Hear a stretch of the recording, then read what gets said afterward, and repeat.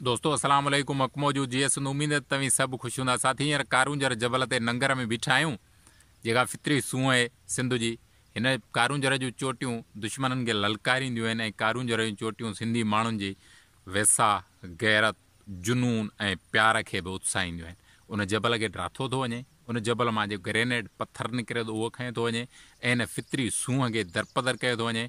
पाण सञावंद माण्हू अकुलमंद माण्हू जेके मां सम्झां थो ऐं थर अॼु ॾींहं ताईं कोन आयुसि, पहिरियों दफ़ो आयो आहियां ऐं जेका हिते जो मूंखे हुस्न लॻो आहे, हिते जी जेका ख़ूबसूरती लॻी आहे, हिते जो जेको फितरी प्यारु वणियो आहे या हिते जेको फितरत जो हुस्न आहे शायदि दुनिया में किथे हुजे, आउं किथे कोन ॾिठो आहे।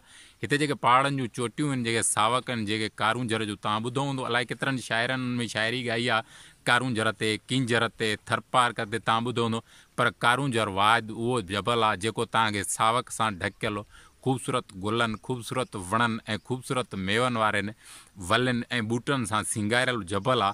हिते अलाए किथां खां माण्हू तफ़री तौरु अचनि था, हाणे बि मौजूदु आहिनि, हर भेरे ईंदा आहिनि। इन करे असां साञावंद अकुलमंद ऐं वतन दोस्त माण्हुनि ॾाढो इहा अपील आहे त हिन धरतीअ जी सूंहं कारूंजर जे कंध खे निवाइण न ऊचे करण जी ज़रूरत आहे। हिन तां जेको पथर खंयो थो वञे उहो अलॻि अरबनि रुपयनि जो आहे, जेको वॾो क़ीमती आहे।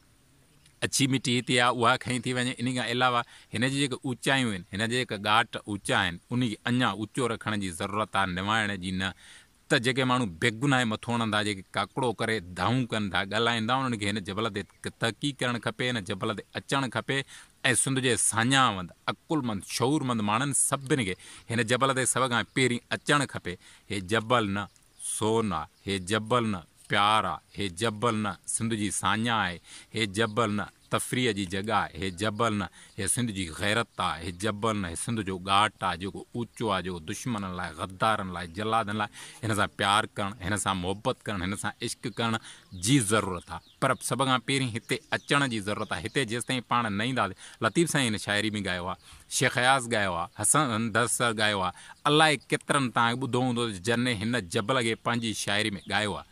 ॻायो त आहे पर हिन खे पंहिंजे करण जी ज़रूरत आहे, हिन सां प्यारु करण जी ज़रूरत आहे। शायदि अहिड़ी ख़ूबसूरत फितरत जॾहिं बि जन बि धरतियुनि ते अहसान कंदी आहे, उन्हनि खे जबल, गैस, तेल, कोयलो ऐं सामुंडी पटियूं ॾींदी आहे।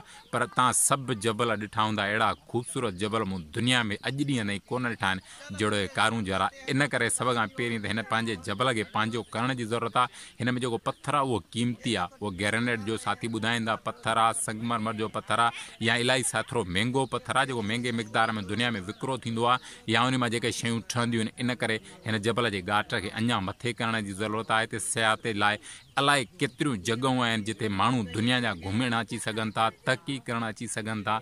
पर हिते जेसिताईं माण्हू नथो अचे, जेके बि माण्हू जिथे बि दुनिया जे टूअर करण था वञो, उन्हनि सभिनि नालो मुंहिंजी अपील आहे त कारूंजर खे कॾहिं बि न विसारिजो।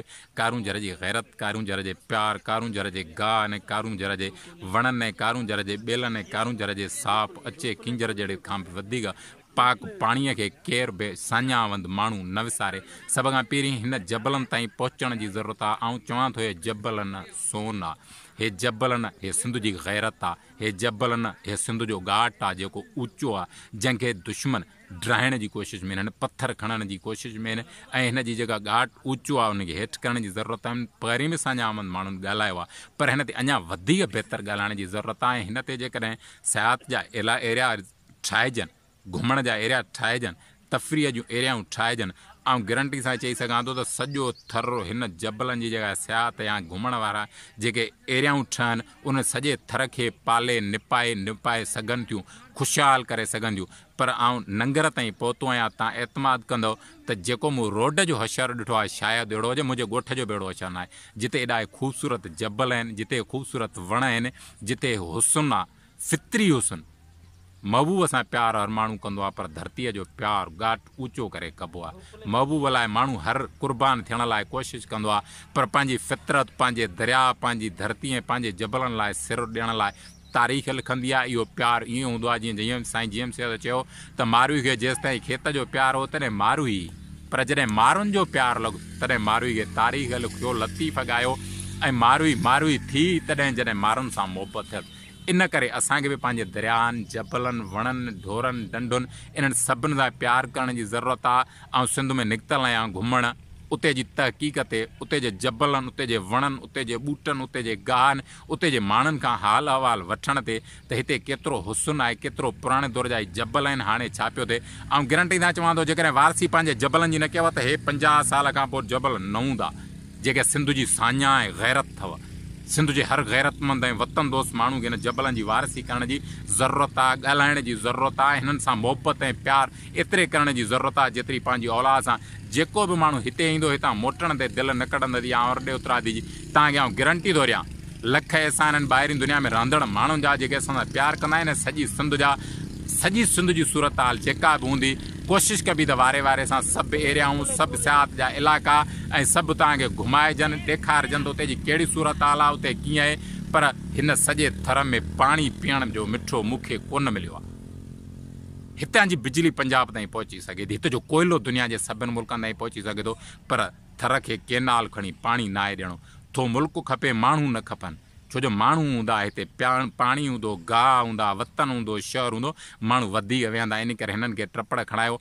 बाक़ी जेके ल्यूज़ूं थींदियूं असां पंहिंजे नाले करे साईं वारा ऐं जबल बि ड्राईंदा, कोयलो बि, छो जो उन्हनि खे पैसा खपंदा आहिनि, उन्हनि खे धरती खपंदी आहे, माण्हू न। इन करे जेसिताईं साञावंद, अकुलमंद ऐं दानिशवंद माण्हू हे कारूंजर जूं चोटियूं उन अकुलमंद गैरतमंद माण्हुनि खे पुकारनि ललकारनि थियूं त असांजी वारसी करियो, सुभाणे नाम निशान न हूंदो असांजो। हे जेको घाट ऊचो सिंध मथां आहे, हे जेको आसमाननि सां जेके कारूंजर जूं चोटियूं लॻनि थियूं, इहे साञावंद ऐं अकुलमंद माण्हुनि खे पूॼा सजदा थियूं कनि, पुकारनि थियूं त असांजी वारसी करियो। असीं तव्हांजी सूंह आहियूं, फितरत आहियूं ऐं असां तव्हांजी सूंह आहियूं ऐं तव्हां असांजी सूंह आहियो। जेसीं ताईं पाण प्यार न कंदासीं तेसिताईं दुश्मन हिन सां प्यार नथो करे सघे। पाण खे हिन कारूंजर जबल खे पंहिंजो करण जी ज़रूरत आहे। शायदि अहिड़ा मंज़र तव्हांखे दुनिया में ॾिसण में ईंदा जेके माण्हू आया आहिनि ऐं जेके माण्हू रहियल हो ॿिए पासे तफ़रीह लाइ न। जॾहिं बि तफ़रीह लाइ निकिरो त नंगर ऐं कारूंजर खे ज़रूरु यादि कजो। हक़ मौजूद GSN।